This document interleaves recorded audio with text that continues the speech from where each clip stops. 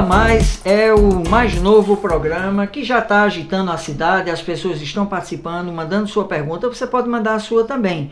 Hoje a gente tem aqui algumas questões, junto com o pastor Ordônio, que vai trazer a sua opinião, claro, baseado com não só o seu conhecimento, mas o conhecimento que ele tem à luz da palavra de Deus. As questões, elas podem ser relativas ao evangelho, à fé, a questões religiosas, mas também se você tem outra dúvida, outra questão, você pode mandar aí sobre qualquer outro assunto que aí ele vai procurar responder. A gente tinha encerrado a edição anterior com a seguinte pergunta: matar é pecado ou não, pastor?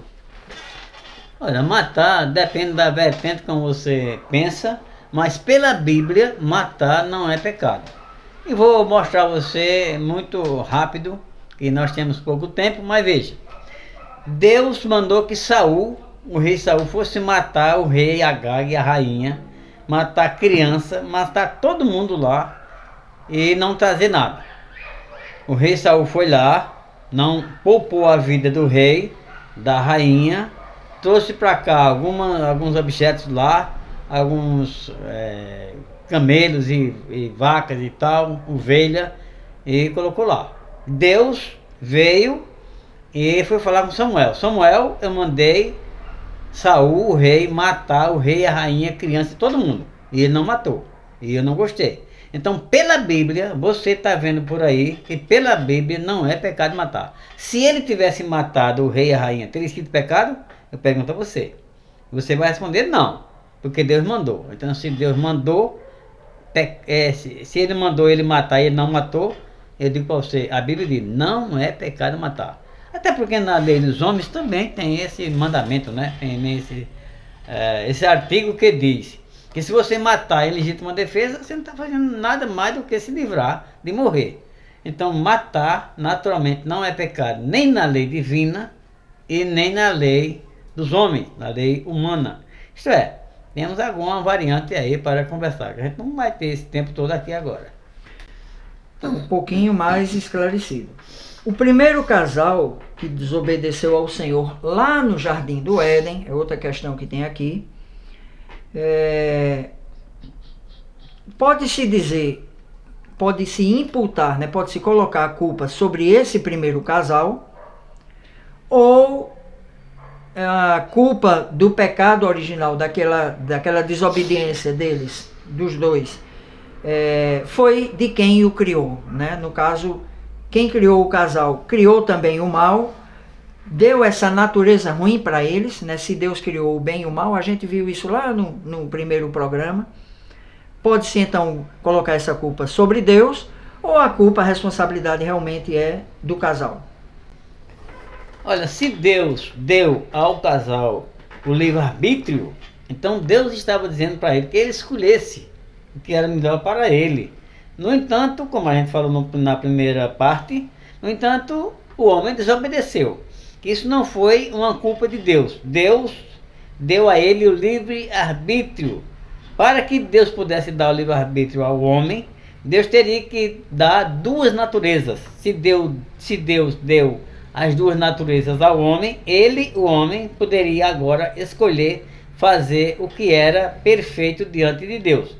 Porque a Bíblia diz que tudo o que Deus fez é bom, e naturalmente Deus não ia fazer uma coisa ruim para o seu filho. Simplesmente ele estava dando ao homem o direito de que ele pudesse escolher. Porque se ele tivesse dado somente uma natureza, ele era um déspota. O homem agora era uma marionete na mão de Deus, e Deus é quem estava resolvendo tudo.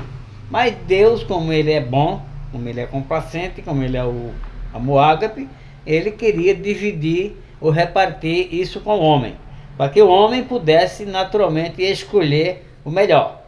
E antes que o homem pecasse e desobedecesse, ele chamou o homem, o casal, e explicou para ele o que deveria acontecer se ele desobedecesse os seus mandamentos. Isso foi o que aconteceu. Isso não anula a graça? Ou seja, se eu sei o que eu quero, eu sei o que eu posso, o que eu tenho vontade de fazer, eu faço. Se eu quiser me arrepender, eu me arrependo. Se eu não quiser me arrepender, eu não me arrependo. Eu sou o dono do meu destino. Se eu quiser entregar minha vida para Deus, eu entrego, mas também se eu não quiser, eu não entrego. Isso não cria um conflito com a teologia da graça, que na realidade traz uma dependência maior do homem para com Deus. Nós estamos na mão dele e ele é quem controla tudo. Olha, Deus é o controlador. Deus é quem controla tudo.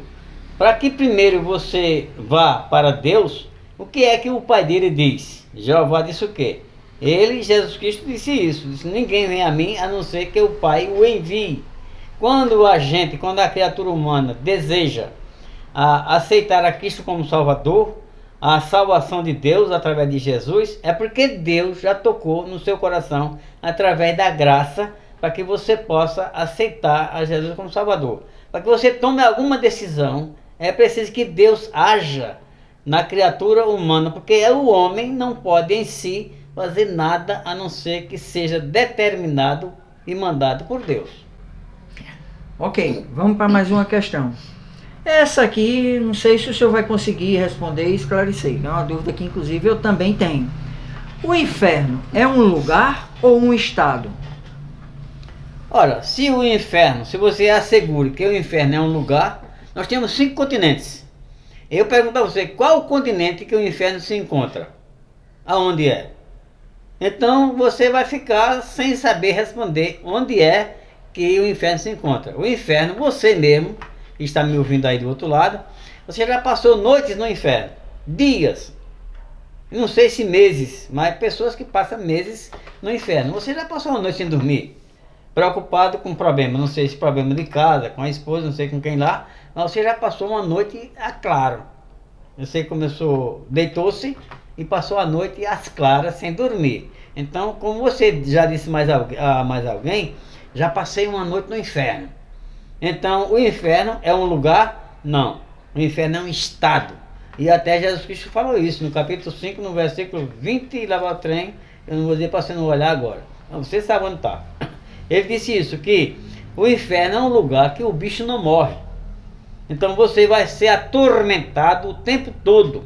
Então, ou na sua casa, ou lá em qualquer um dos continentes, ou aonde for, a verdade é que você vai perder a paz, a tranquilidade, ficar com a cabeça ardendo o tempo todo, sem conseguir dormir, e Cristo falou isso.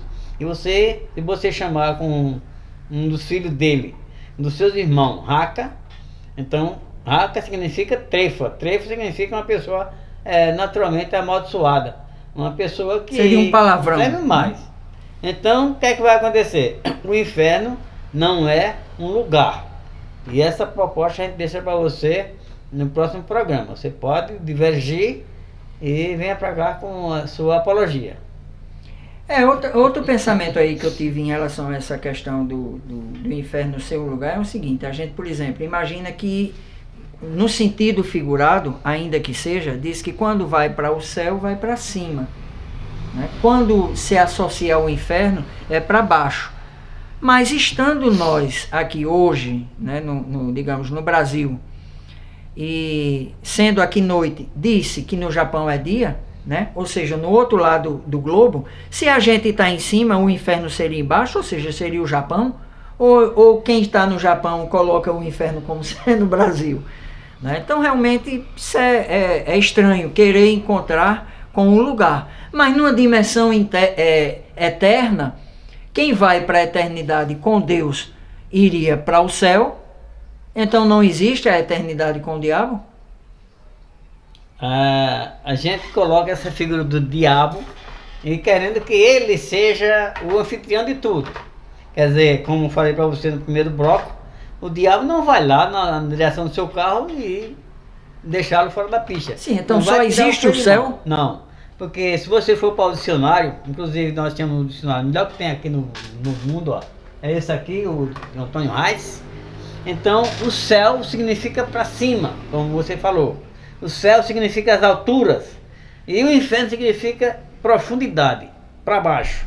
Então, esses dois vocábulos a gente tem que naturalmente compreendê-lo, né? E fazer uma apologia adequada para esses dois termos, quer dizer, céu para cima, inferno para baixo. Tá bom? Então, como você falou dos polos, Japão, né? E tá, que é de noite, não sei o que lá e tal. Então a gente tem que fazer essa separação, distribuir naturalmente como eles são e o que são. Quer dizer, o inferno, o que é inferno? Sofrimento. O que é céu? Gozo. Pronto, vai resolver o problema. Mas não necessariamente no local geográfico. Sim. Pois bem, temos outra questão aqui que eu nem sei se vai dar tempo hoje, se não der tempo a gente vai para outro programa, que é em Efésios 2, 8. Vamos deixar essa para lá, né? Não sei, vamos ver aqui. Vamos deixar ela para lá. O senhor acha que é melhor? Acho que é melhor deixar essa no ar, porque ela é muito complexa. Então, tudo bem. Fique aí aguardando Efésios 2, 8, que é uma questão de salvação. Né? Então, é um pouco mais polêmico. Eu não vou nem fazer ela agora, então você já fica aguardando aí. Mas a gente quer agradecer, né, que a cada programa você que está nos acompanhando, não esqueça de deixar o seu like, de deixar sua mensagem, o seu comentário, né, sua opinião também, como você está vendo esse programa. Deixe sua pergunta, sua dúvida, e a gente está trazendo aqui a cada programa. Pastor, obrigado mais uma vez, né, por estar se dispondo, né, a nos ajudar a tirar essas dúvidas, aquietar o nosso coração, né, com tantas questões que tem. E claro que isso é também uma forma de estar nos instruindo, né, em relação à vontade de Deus para tantas questões na vida. Olha, sou eu quem agradeço essa oportunidade que nós temos de elucidar tantas questões difíceis. E você que está no outro lado, você pode elaborar a sua pergunta, discordar e mandar para nós aqui. A gente vai refazê-las. Vamos ao próximo programa então.